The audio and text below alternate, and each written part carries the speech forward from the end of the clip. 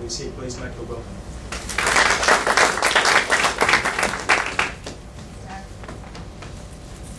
Thank you, good morning, and thank you for all turning up. It's great to see quite a good turnout like this.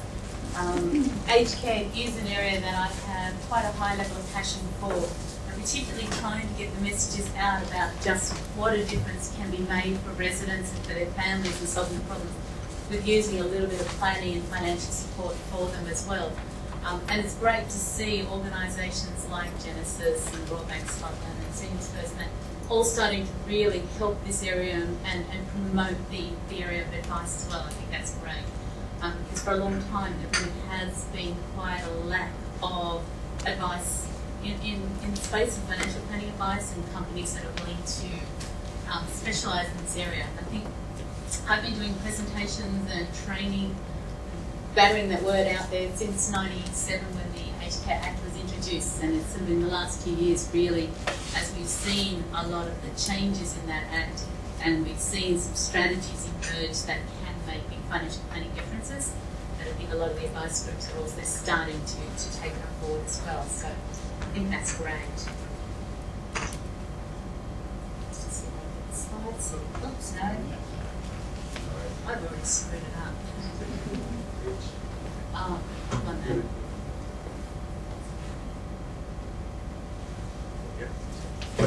Now I'll do the Sorry, not very good with these things.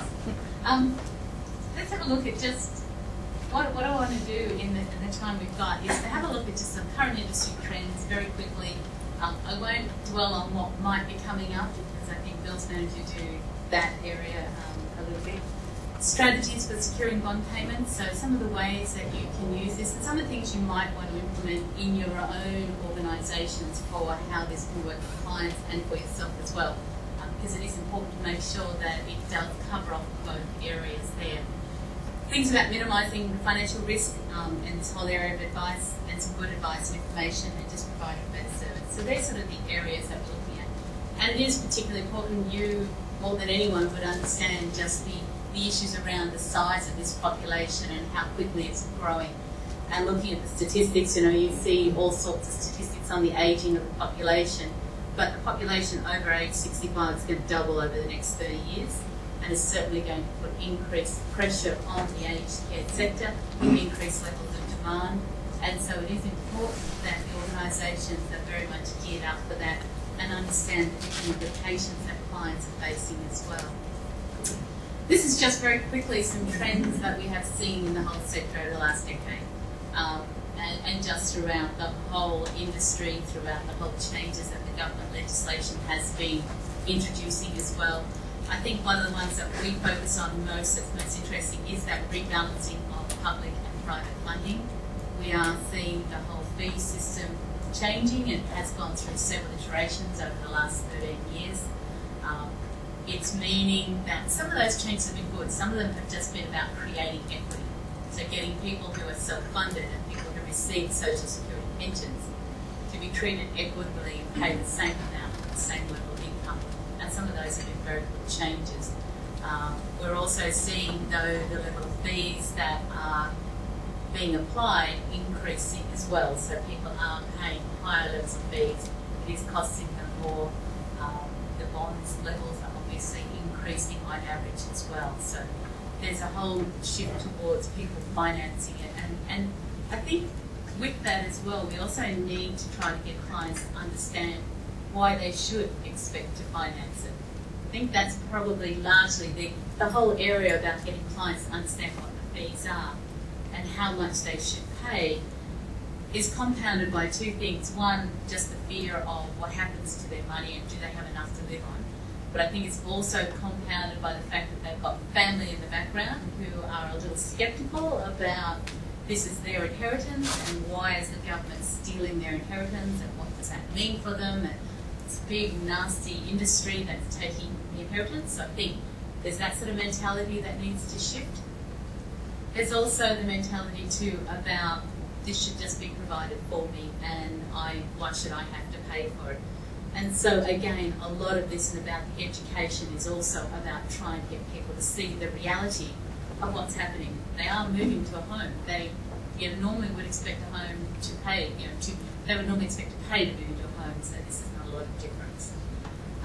We're seeing some streamlining of the regulatory and administration arrangements, and you more than anyone would be facing and experiencing that as well. The greater focus on consumer rights and protections, which is also increasing your admin and compliance and reporting requirements.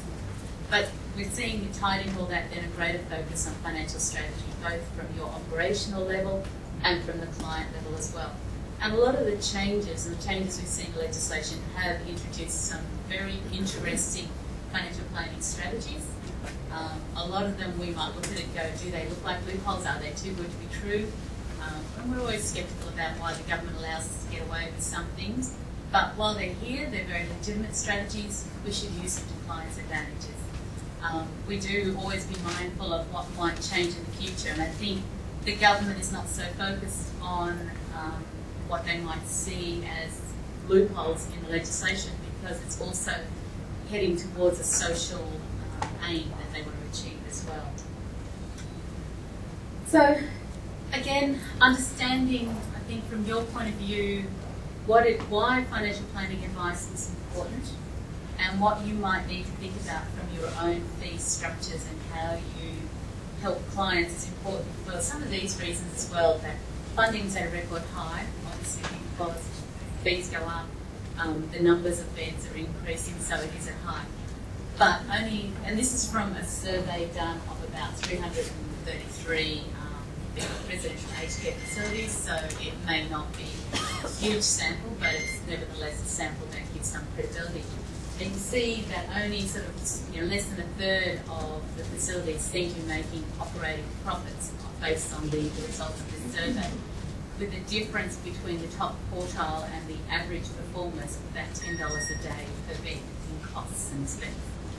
So there are some efficiencies that the industry is obviously working towards to try and help the profitability, but then understanding how to structure the financial arrangements and what clients are facing can also help to cover and make those results a little bit better. So we have a look and just want to show you how and why we can actually add value. What difference can you actually make to somebody if they have had some financial planning advice and have walked through the various options that are available to them. So it's probably not an uncommon scenario in society today, that you've got a mother who's living here in Sydney, widowed, needs aged care. 3 children, but only one of them is actually living in the same city. We've got one in London doing her high-flying corporate career. No children, single. We've got one up in Cairns, but married with 2 kids and probably very, very busy. The son that's here is divorced, has 3 kids, and really has no idea what he's doing or where his life is or how to actually deal with his own life, let alone help his mother out as well.